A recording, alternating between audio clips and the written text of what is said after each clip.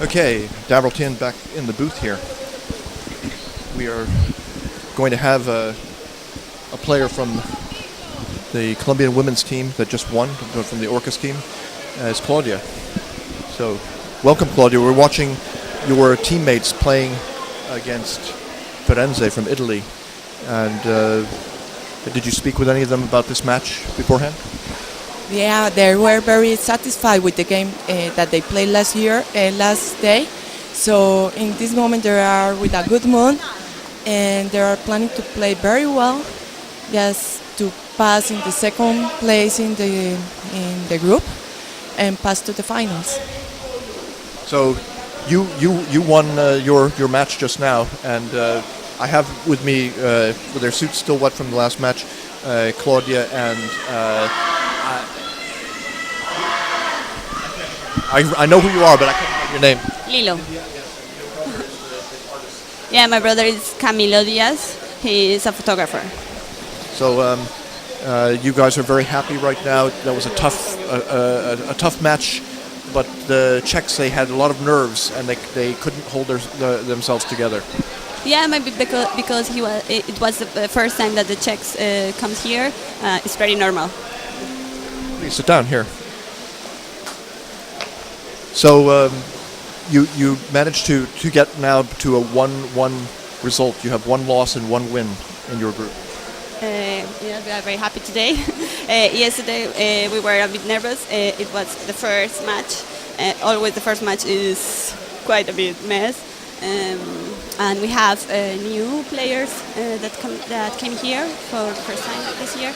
And they didn't know how fast was the play here. And they were quite scared. But today we did it. We did it good. Calmer and better. Our pool is a little bit longer, so our game is not as fast as here. So we have to adjust our game. And yesterday we noticed that we didn't really well. Yeah, it was you were a little bit flat. But now we see that 0-0 and the action is rolling here. Orcas is in blue, just as the women were in blue, and they're swarming on the Italian goal, Firenze. So it's scored already. So now it's gone up. Orcas has gone up 1-0. See what happened? No, we didn't. We really was our partner. I just saw that my brother Camilo was on the bottom and just rounding the goal. And the other player had the chance to score. Your brother is recognizable because he has a ponytail. Yes. And he has a colorful fins inside. You know what he looks like when he swims even, so yeah. Sit down. Are you cold? No, because I have to stand because I don't. I can see the screen, yeah. So Orcas have picked up a 1-0 lead in the first half, roughly half of 60%. There are 6 minutes left, a little less than 6 minutes left in the first half. It's got to be calming for Orcas to have got this score, and they've got their defense pretty firmly in position. I don't see any scoring threat here, really. Do you? No. Okay. Now there's another counter. Yeah, a good example of when you steal the ball, you put yourself in danger because the goalies leave, and Orcas was under a little bit of pressure just then. But now they've got the ball back and they're headed to the other. Somebody's trying to work out of the zone. He swims to the center. He finally finds help on the left side. It goes to another teammate who moves the ball up, and nice pass all the way over to the right. It's on the other side. You have to say that was nice. That was a pretty quick movement under. Yes, and they always play like making more people on the bottom, so that allows them to take the ball forward always. So, moving the ball forward, and possession's gone back and forth since we spoke. Right now, there are just pressure in the middle of the pool, so they don't allow the people from Firenze to get close to our goalie keeper. Now the pressure is all on Firenze as Orcas has got the ball above. It's tied up. It's a wrestling match, and there's no back lying on the bottom here. So that they're.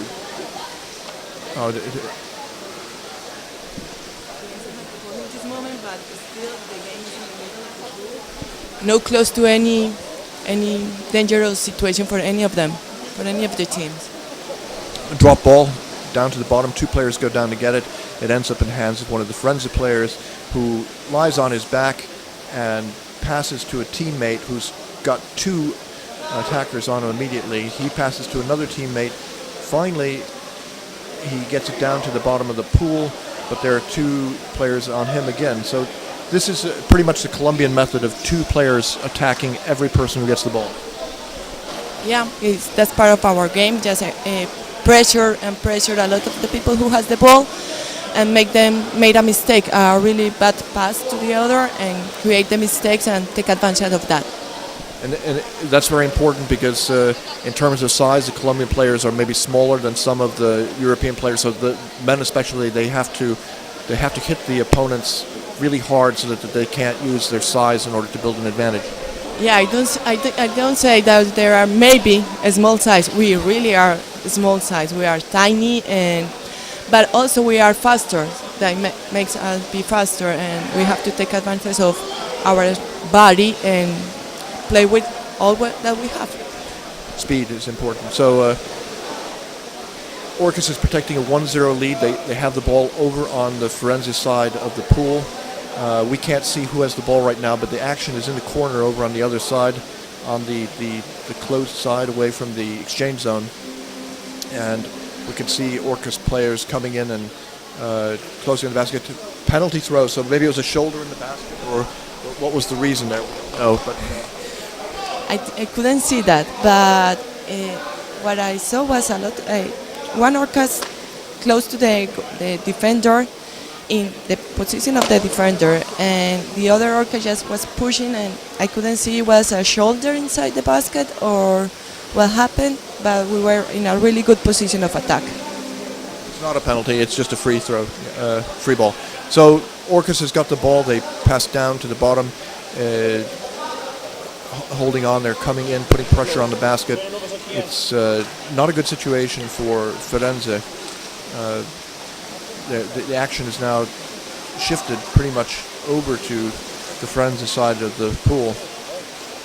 Orcas has got the ball on the bottom. Two players come. He's twisting. He moves to the left. He backs out, passes to a teammate who's tied up, and the ball's stripped away. And the Firenze player's on his back, headed out into the circle. He's looking. He doesn't have any help. Now it's Firenze who has the ball in this moment, but our team just go back really well, and now I don't see any danger in this moment. They are playing a little bit far of the basket. So the Orcas defense is stable. They win the ball back and head to the other side of the pool. We scored. Yeah, we couldn't see that, and actually you'll notice that the camera is moving now because we have camera operators. We have people holding divers following the action here. Yeah, and what I think is that the players are faster than the people who always handle the cameras. We score, I think, in a really good attack, fast attack. They put a speed in their fins, and we couldn't see the goal. So you saw as much as we did. A break in the action here. 2 minutes in between. Yeah, they have 2 minutes, and I guess they were preparing the second half to play harder and to be more organized and to planify better the attack, because they have a lot of chance to score. I mean, they were forward too many times, but just 2 goals is they have to think about it. The game is not safe with just 2 goals.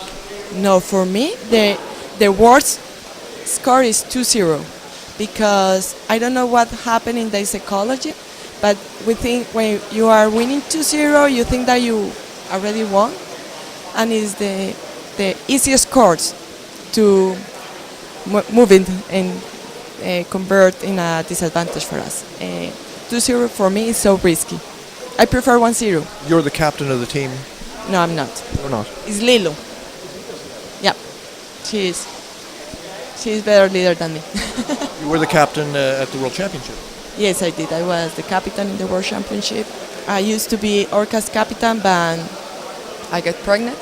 So I passed my title to Lilo, and she did really well, so now it's hers. Well, that's good. So you're hoping that Colombia will be the host of the World Championships in 2015? Yeah, we hope so. We have a really good pool. Was pool made with all the rules of CMAS for pools. Is in a really good place. No, we have cities that are in the middle of the mountain and top of the mountain. This is not as high level, so for European will be nice to play there instead of another city. A good pool. We are just hoping that our bid was accepted by the CMAS. The application has been sent in, and we've heard that there will be a vote by the CMAS Board of Directors in January. So January, you hope to get word. It will cost, I think they said, 10,000 euro. What, 1,000 euro, or it's how much does it cost? In euros, 10,000. You're thinking in your local currency. Yeah, I'm thinking, and I'm trying to convert, but it's a lot of money, 10,000 euros. No, maybe it's not 10,000 euro, 1,000 euro. Okay. Do you remember? No, I don't remember. But it's the national federation which has to come up with the money, the diving federation. So it's not up to Orcas to finance this, or no. No, it's not our team. We have a national federation. In Colombia, we play with national federation. Also, we have regionals that we play together at the region, and we play with clubs. So the underwater rugby is huge in Colombia. So our federation is in charge of the CMAS of the World Championship 2015, and they are in charge of all the money. We are just supported of them, and obviously we hope so. We have a lot of our team players in the national teams. So now the action has started again. Orcas and Firenze. Orcas holding a 2-0 lead after the first half. Firenze has the ball. They're trying to move it up, but they're not going very quickly. Every time they manage to get a pass off, the ball holder is coming under attack, and eventually we see that it's too much, and Orcas has got the ball again. A pass over to the right, maybe he drifted out of the bound. Yeah, they passed the lineup, and now the ball is for Firenze. But one of the key things here that we can see is that Firenze doesn't move as quickly through the water as Orcas, so that makes it very difficult to come back or to put on a good attack. They needed to have a very solid defense if they're not faster. Yeah, and every time they made a pass, they found 2 or 3 Orcas players in the bottom following the ball. So if they don't do faster, it's not going to be easy for them to find our goalkeeper. And now the Orcas attack is coming in on the bottom. Its ball shifted over to the left side, and we can't see who has the ball, but it's Orcas now. It's on the right. There's a lot of pressure, really. I wouldn't be surprised to see a goal comes in. Yeah, everybody is around the goalie, and now this joint ball. Oh no, it's not a joint ball. No, there was there was no back there just a second ago, and the goalies was under a lot of pressure. Now the Orcas player's on the backside, pushing. He's tied up, but there are 2 Orcas players trying to take the ball back again. Yeah, and over to Orcas now on the right side. He's passing to his teammate who's in a perfect position. He doesn't have a way to get his knee on the bottom though. I don't see, but there are too many people, and I guess A score.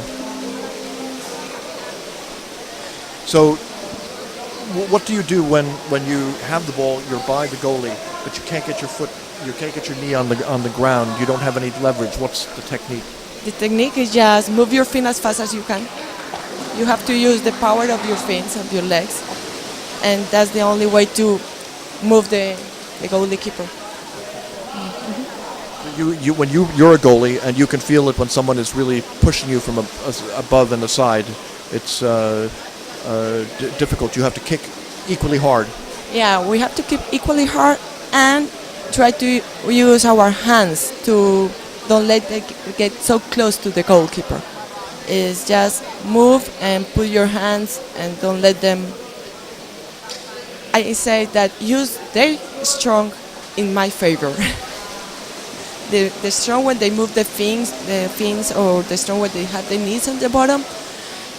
I have to make that strong in my favor. So using my hands, using my body will help. So yeah, goalie is a difficult art, and you've always played goalie. Yeah, I play goalie, and believe me, we try to study physics just to keep on in the basket and don't let the other team or the other player push ups up. All right, now with the 3-0 lead, the pressure is now on Firenze to do something, anything to make a score. Roughly half the game is, half of the second period is over, and I would say it's pretty much decided at this point, because they don't have any way of changing the momentum here. Now we see a Firenze player coming in, drifting back. He doesn't have a teammate. He passes to another teammate in the center who's attacked. He passes up to a teammate who's immediately screened. Now that was a very secure feeling there, that the Orcas player saw what was happening all the way. Yes. Sorry, I was lost. I was watching the game and I get lost. So Orcas is facing a free ball situation. Firenze's got it. It goes down over to the right side of the pool. The Firenze players are tied up. Really, the forechecking is too much for Firenze right now. Yeah, and what I see is they are playing a little bit far away from the goal. So I don't believe this game get us a surprise. This is still a risk. No game is an easy one. But what I see at this moment is Orcas believe in themselves, and they are playing. A little bit of sloppy play on both sides. The game's not over. There are 4 minutes left, but so far we haven't really seen any threats on the Orcas goal for quite some time. Yeah, we didn't see any threats, but what I saw before was a really bad pass, and maybe we got a surprise there. I said I don't think it, but now that is possible. The game isn't over. Right now, an Orcas player has raced out, sees the ball, and drops it because it's going to be a free ball in favor of Firenze.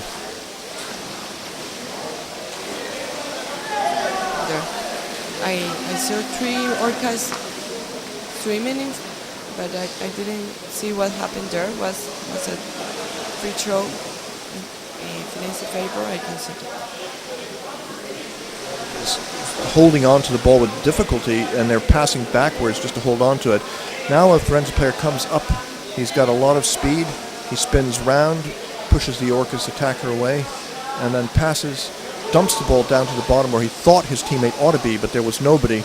It hit the bottom of the floor, the bottom of the pool, and it's tied up in the center now, which is eating up the clock. Orcas has got the ball. They're streaking towards the goal now. It's a 1-on-3 situation, but he doesn't seem to care at all, really. He's going to just hold on to the ball. Yeah, and he was in a really bad position for a goal, for a score, and even for making the pass. Orcas keep the ball. They keep the ball in the corner, no really close to the goal, but close enough to make the defender and the goalie stay in their position.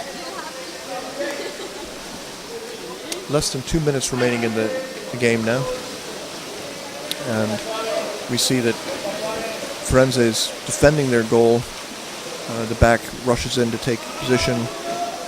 They're fighting for the ball on the surface somewhere. You can't really see who's got it or what's happening exactly. Players are underneath, hovering, hoping that the ball's going to drop into their hands. A lot of players are fighting for this ball. It's pretty meaningless now at this point. Yeah, it's not a really good way to play. It's a good way to keep the ball if you don't need to score because you are already winning. But it's the way we can just calm down and ask for the switches when people are really tired. And less than 1 minute remaining. Orcas has got the ball. They're putting pressure on the goal. There's a chance to score here. The defense is not in good shape, but the defenders managed to tie it up and take the pressure off for a minute. You can see the Orcas player coming back in from above, grinding from above. Do you like to attack from above? No, we don't. We don't. They have too many obstacles attacking from the ball. At the ball.